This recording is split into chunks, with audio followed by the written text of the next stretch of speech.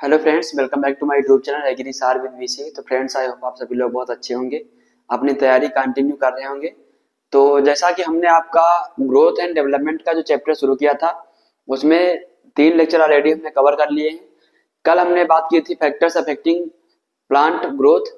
तो उसमें हमने इंडोजीनस एक्सोजीनस दो प्रकार के फैक्टर्स की बात की थी, जिसमें इंडोजीनस में मेनली हमारे प्लांट हार्मोन आते थे और एक्सोजीनस में एयर, टेम्परेचर, ह्यूमिडिटी और जो भी एक्सटर्नल फैक्टर लाइक है वो सभी चीजें आती थी। तो इंडोजीनस में हमने आपका जिबरेलिन ऑक्सिन हार्मोन कल ऑलरेडी कंप्लीट कर लिया बहुत ही अच्छे तरीके से। अगर आपने उसे नहीं देखा जरूर देखिए जाकर। आज हम बात करने वाले हैं साइटोकाइनिन, इथाइलिन व एब्सिसिक एसिड के बारे में। तो बिना किसी देरी के हम आज का लेक्चर स्टार्ट करते हैं। तो सबसे बात करते हैं साइटोकाइनिन के बारे में। तो जैसा कि हम बात कर रहे हैं प्लांट हार्मोन के बारे में, तो साइटोकाइनिन एक ऐसा प्लांट सॉरी साइटोकाइनिन एक ऐसा प्लांट हार्मोन होता है जो कि प्लांट की जो वृद्धि होती है उसमें बहुत ही सहायक होता है। मेनली सेल डिवीजन का काम करता है साइटोकाइनिन प्लांट के केस में। तो अगर हम बात करें कि साइटोकाइनिन को फर्स्ट टाइम डिस्कवर किसने किया था, तो मिलर नाम के साइंटिस्ट ने साइटोकाइनिन को डिस्कवर किया था। तो जो मिलर नाम के साइंटिस्ट या मिलर के द्वारा साइटोकाइनिन को डिस्कवर किया गया था। यहीं पर अगर बात कर ली जाए आपकी, किससे डिस्कवर किया गया था? टोबैको से, टोबैको पिथ कल्चर से। तो टोबैको पिथ कल्चर से मिलर नामक साइंटिस्ट ने साइटोकाइनिन को फर्स्ट टाइम डिस्कवर किया था, जो कि डिस्कवर किया था 1956 में।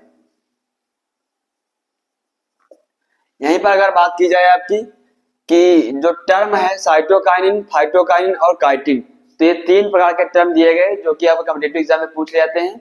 तो ये टर्म पूछ रहे थे किसके द्वारा दिए गए, तो जो टर्म साइटोकाइनिन था आपका ये दिया गया था लेथम के द्वारा। लेथम नाम के साइंटिस्ट हैं जिन्होंने साइटोकाइनिन को एक्चुअल में साइटोकाइनिन नाम दिया था, साइटोकाइनिन कहा था। यहीं पर अगर बात की जाए आपकी, जो फाइटोकाइनिन है ये टर्म किसने दिया था? फाइटोकाइनिन दिया था ओसबर्न नामक साइंटिस्ट ने, ओसबर्न।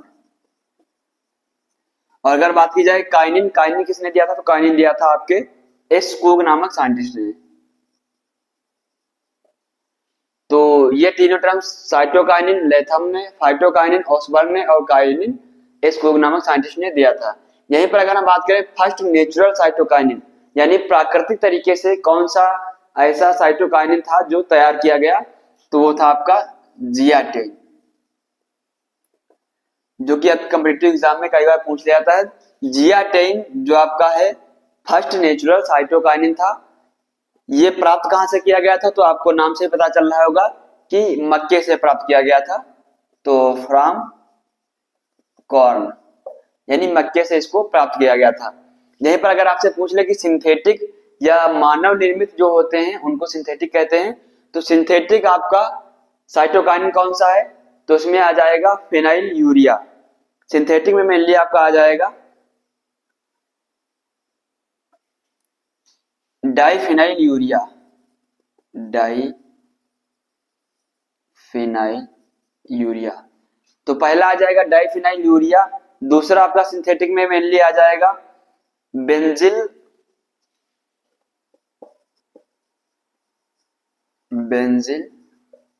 एमाइन। तो पहला आपका आ जाएगा फिनाइल डाइफिनाइल यूरिया, दूसरा आपका इसी में आ जाएगा benzyl adenine, sorry benzyl adenine होगा, बेंजिल एडेनिन। तो ये जो दो आपके होते हैं सिंथेटिक साइटोकाइनिन होते हैं। अगर हम बात करें रिचमोंड लैंग इफेक्ट, ये किससे संबंधित होता है? तो ये आपका साइटोकाइनिन से संबंधित होता है। इसका मतलब क्या होता है? इसका मतलब होता है कि जो प्लांट की मैच्योरिटी होती है उसको डिले करना या सेनेसेंस को डिले करना। यहां पे आप ब्रैकेट में लिख लीजिए डिलेइंग इन सेनेसेंस।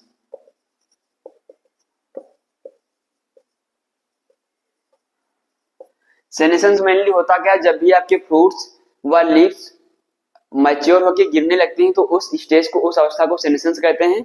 तो साइटोकाइनिन आपका इस अवस्था को बहुत ही डिले करता है, यानी जब ये लगातार, इसका मेन रोल ही होता है सेल डिवीजन करना। तो जब ये सेल डिवीजन करता रहेगा तो ऑब्वियस बात है कि आपका सेनेसेंस या जो भी मैच्योरिटी और स्टेज है ये बड़ी ही लेट में आएगी, क्योंकि लगातार डिवीजन ही होता रहता है। अब हम बात करें कि कोकोनट मिल्क व काउ यूरिन, मेनली आपने कई जगह सुना होगा, किसी भी ऑर्गेनिक फार्मिंग करते हैं तो आप केवल काउ यूरिन का ही ज्यादा प्रेफरेंस लिया जाता है। तो ये क्यों लिया जाता है कि काउ यूरिन में और कोकोनट जो ऑयल होता है आपका उसमें, सॉरी मिल्क नहीं, कोकोनट ऑयल और काउ यूरिन जो होती है उसमें आपकी साइटोकाइनिन अच्छी खासी मात्रा में पाई जाती है। तो इसीलिए जो कोकोनट ऑयल है और काउ यूरिन है आपकी साइटोकाइनिन रिच होती है। तो ये मेनली चीजें हैं साइटोकाइन के बारे में, जहां से आपके कॉम्पिटिटिव एग्जाम में कई बार क्वेश्चन पूछ लिया जाता है, तो इनको आप अच्छे से नोट डाउन कर लीजिए।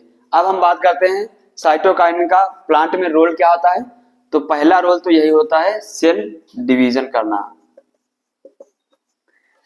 मैंने पहले ही बताया साइटोकाइन का मेन जो रोल होता है वही होता है सेल डिवीजन करना, एक सेल से दो सेल, दो से चार, इस प्रकार से नंबर ऑफ सेल इंक्रीज करना। जब सेल डिवीजन होगा तो इसके बाद सेल इलोंगेशन भी इसी का काम होता है। सेल इलोंगेशन, कोई भी सेल जब डिवाइड करेगी तो अपनी लंबाई या लेंथ भी इंक्रीज करेगी, तो सेल डिवीजन के साथ सेल इलोंगेशन भी इसका काम होता है।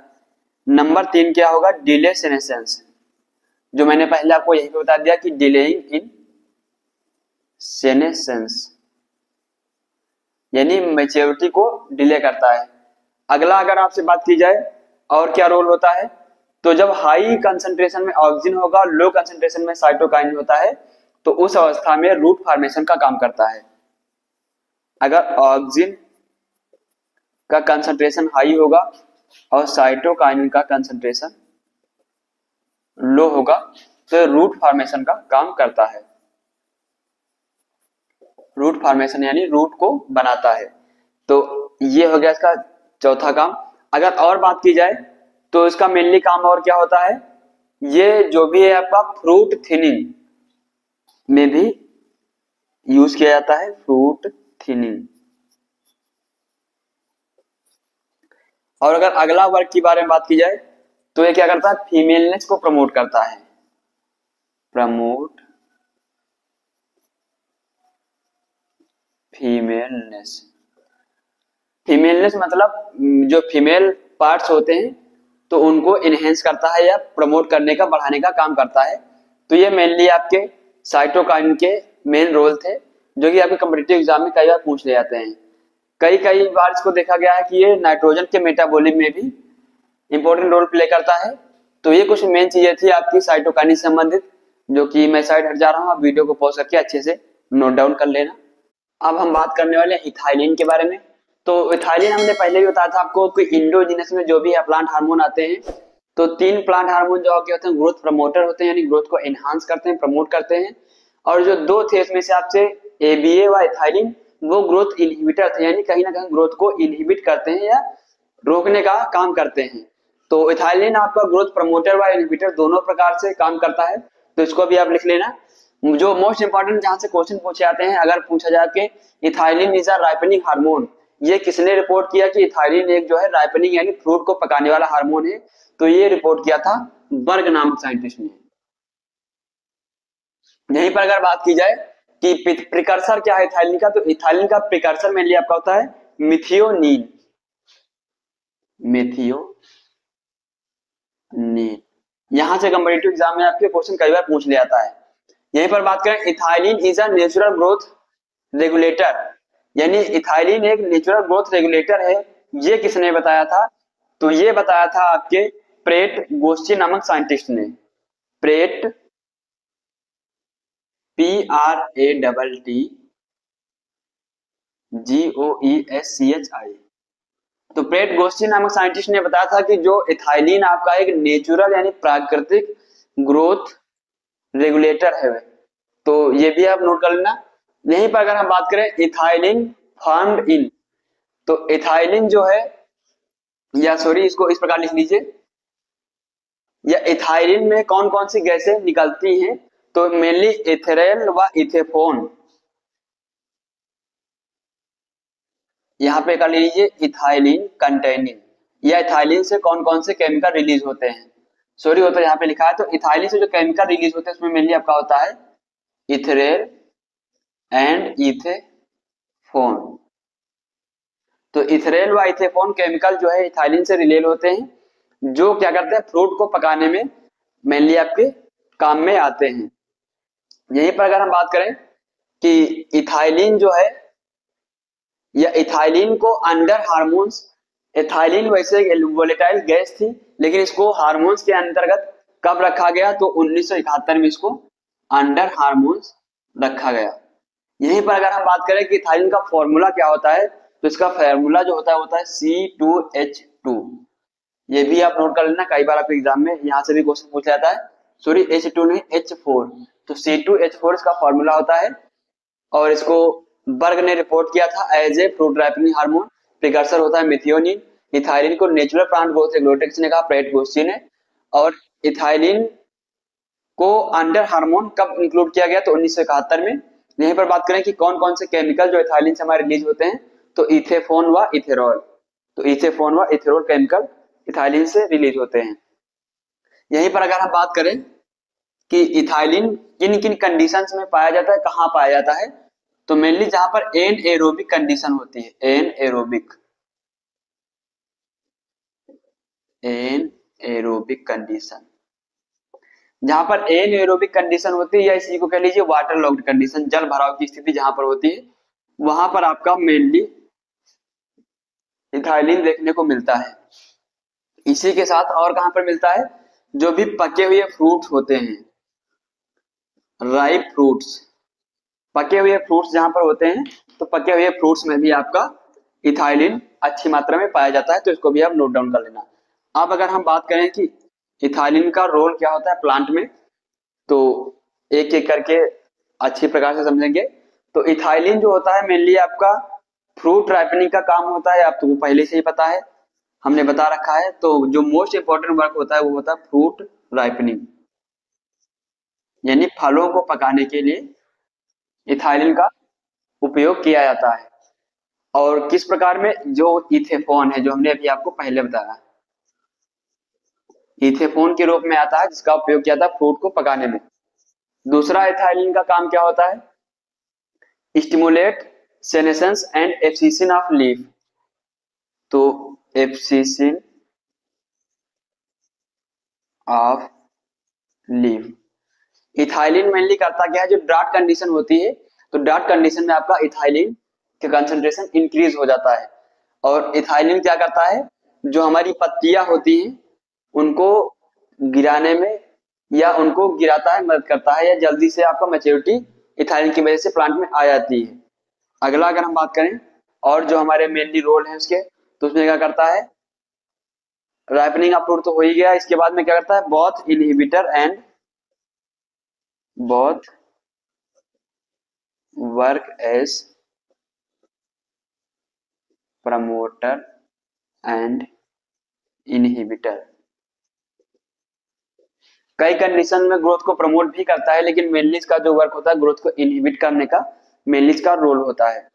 यहीं पर अगर हम बात करें, पाइनएप्पल जो होता है, पाइनएप्पल में फ्लावरिंग का काम करता है, इन पाइनएप्पल फ्लावरिंग, यानी पाइनएप्पल में इथाइलिन की वजह से फ्लावरिंग अच्छी होती है। और अगर वर्क के बारे में बात की जाए तो उसका क्या होता है, इपिनास्टी ऑफ लीव्स, ये आपके एग्जाम के लिए बहुत ही इंपॉर्टेंट है, इसको आप लिख लीजिए IMP, इपिनास्टी ऑफ लीव्स या इन लीव्स। इपिनास्टी का मतलब क्या होता है, अपवर्ड कर्लिंग, यानी पत्तियां जो है मुड़ जाती हैं ऊपर की तरफ को, तो वो मेनली आपकी इपिनास्टी कंडीशन कहलाती है, जो कि इथाइलिन की वजह से प्लांट में देखने को मिलती है। तो ये सभी चीजें आप अच्छे से नोट डाउन कर लेना। ये डोरमेंसी ब्रेक भी करता है, डोरमेंसी इंड्यूसर का भी काम करता है। तो यहाँ पे लिख लीजिए number 6, break and inducing dormancy, breaking and inducing dormancy. Dormancy को तोड़ता भी है और डोरमेंसी को सीड्स में करता भी है, यानी इंड्यूस भी करता है। तो ये मेनली फंक्शंस रोल्स होते हैं इथाइलिन के, जो कि हमने यहाँ पे ऑलरेडी अच्छे से डिस्कस कर लिए हैं। तो इनको आप अच्छे से नोट डाउन कर लेना वीडियो को पॉज करके। तो अब हम बात करेंगे जो हमारा लास्ट हार्मोन रह गया है ABA के बारे में, जिसको हम एब्सिसिक एसिड कहते हैं। इसका फुल फॉर्म नाम होता है ABA का। अगर हम बात करें ABA के बारे में, तो ABA को हम एंटागोनिस्टिक व स्ट्रेस हार्मोन के नाम से भी जानते हैं। तो लिख लीजिए यहाँ पे आल्सो कॉल्ड एंटागोनिस्टिक, एंटागोनिस्टिक या स्ट्रेस हार्मोन के नाम से भी जानते हैं। तो इसको स्ट्रेस हार्मोन के नाम से भी जाना जाता है। यहीं पर बात करें अगर इसकी डिस्कवरी किसने की, इसकी खोज किसने की, तो इसकी खोज किसने की थी, डोरमेंट पोटैटो ट्यूबर से बेनेट व क्लार्क नामक साइंटिस्ट ने। तो discovered by Bennett and Clarke, कहां से, तो from dormant potato, dormant potato tuber. तो डोरमेंट पोटैटो ट्यूबर से बेनेट व क्लार्क नामक साइंटिस्ट ने एब्सिसिक एसिड या एबीए की खोज की, जिसको एंटागोनिस्टिक व स्ट्रेस हार्मोन के नाम से भी जाना जाता है। यहीं पर अगर बात की जाए आपकी कि ओखोमा नामक साइंटिस्ट ने इसको आइसोलेट किया था कॉटन फ्रूट से। तो इसको भी लिख लीजिए, ओखोमा आइसोलेटेड फ्रॉम, कहां से, तो ओखोमा नामक साइंटिस्ट ने इसको कॉटन के फ्रूट से, मैच्योर कॉटन फ्रूट से, मैच्योर कॉटन फ्रूट से इसको आइसोलेट किया था। तो इसको भी आप याद कर सकते हैं, लिख सकते हैं। अब हम अगर और भी अन्य बातों की बात करें तो एबीए जो हमारा हार्मोन होता है, इसका मेनली क्या होता है, ग्रोथ को इनहिबिट करने का मेन रोल होता है। तो इसको हम और किस नाम से भी जान सकते हैं, तो ग्रोथ इनहिबिटर भी कहते हैं इसको। इनहिबिटर का मतलब क्या होता है, ग्रोथ को कम करना या रिड्यूस करना, तो वो इनहिबिट करना, तो वो होता है इनहिबिटर।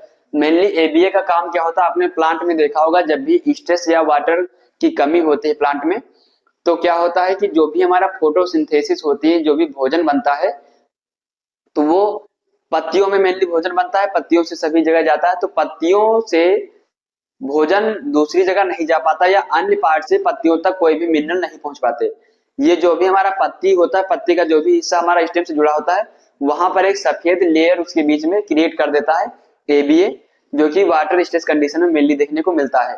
तो उससे क्या होता है कि जब वो सफेद लेयर बन जाती है तो कोई भी मिनरल न्यूट्रिशन इधर उधर दूसरी तरफ को नहीं जा पाता है, जिससे क्या होता है कि जहां पर फोटोसिंथेसिस होती है वहीं पर एक्युमुलेट हो जाता है, वो पोर्शन फूला हुआ आपका नजर आता है, और इसके बाद कुछ समय बाद वो पत्ती अपने आप टूट के जमीन पे गिर जाती है। तो ये मेनली आपका एबीए का मेन रोल होता है, जिसको आप देख भी सकते हैं कि जो भी एबीए होता है उसका व्हाइट कलर का आपका लिक्विड उसमें बन जाता है मेनली लीफ में। तो ये एबीए के बारे में इंफॉर्मेशन हो गई। अब अगर हम बात करें कि प्रिकर्सर क्या है एबीए का, तो प्रिकर्सर भी लिख लीजिए, जो कि आपके कॉम्पिटिटिव एग्जाम के लिए बहुत ही इंपॉर्टेंट है। प्रिकर्सर, तो एबीए का प्रिकर्सर होता है जेंथोफिल, जेंथोफिल।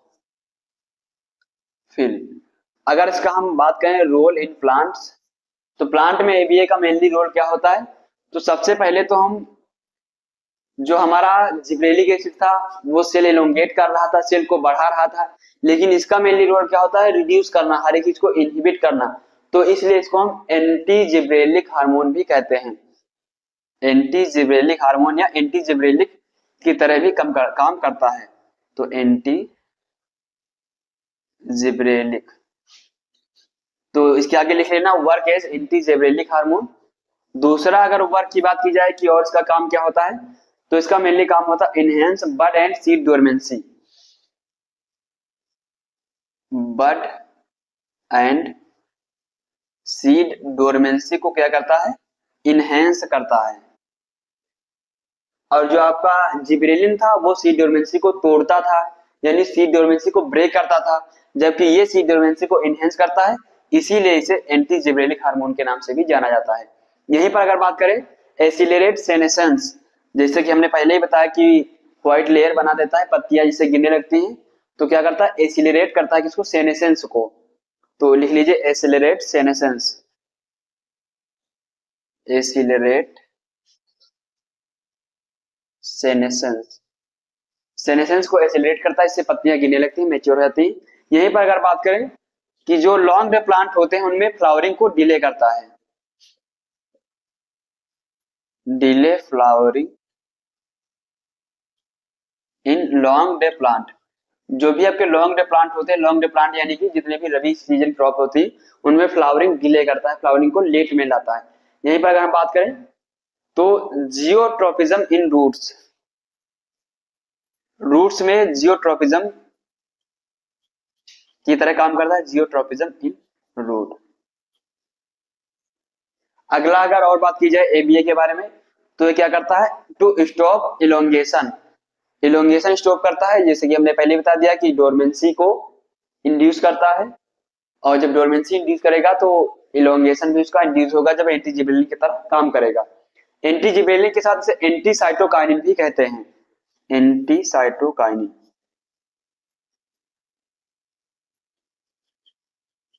तो एंटी साइटोकाइनिन क्यों कहते हैं, क्योंकि साइटोकाइनिन का काम होता है सेल डिवीजन करना, लेकिन ये सेल डिवीजन को भी इनहिबिट करता है, रोकता है, रिड्यूस करता है, इसीलिए इसको एंटी साइटोकाइनिन भी कहते हैं।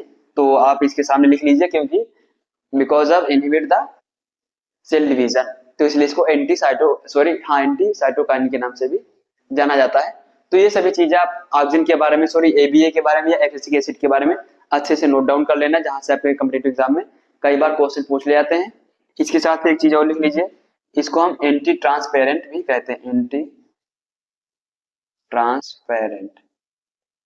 तो एंटी ट्रांसपेरेंट क्यों कहते हैं, क्योंकि वाटर लॉस को रिड्यूस करता है, इसलिए एंटी ट्रांसपेरेंट भी कहते हैं। तो ग्रोथ एंड डेवलपमेंट का जो भी आपका कंप्लीट लेक्चर था वो आज कंप्लीट हो रहा है। इसके बाद हम जो भी आगे के आपके टॉपिक हैं उनको अच्छे से कवर करेंगे, तो आप हर एक वीडियो को अच्छे से जरूर देखिए। बाकी नोट्स मैं आपको टेलीग्राम चैनल पे शेयर कर दूंगा। धन्यवाद।